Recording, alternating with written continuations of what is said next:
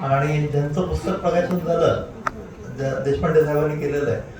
परंतु हे सगळं पुस्तक आतापर्यंत आपण सगळ्यांनी ऐकलं असेल की एखादा शिक्षक रिटायर्ड झाल्यानंतर त्याचं पुस्तक प्रकाशन होतं किंवा रिटायर्ड गव्हर्नमेंट ऑफिसर झाला तर त्याचं आत्मगत पुस्तक लिहिलं जातं.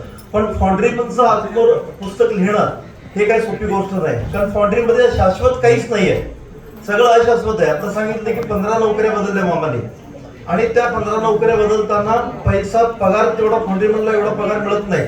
संसार चालवणं आणि फॉन्ड्रीत नोकरी करणं आणि तो पुढे जाणं एवढी सोपी गोष्ट नव्हती, परंतु त्यांना ती आवड होती. यातून ह्या पुस्तकाचं प्रकाशातून दिसत आहे, तरच हे कार्य होऊ शकतंय.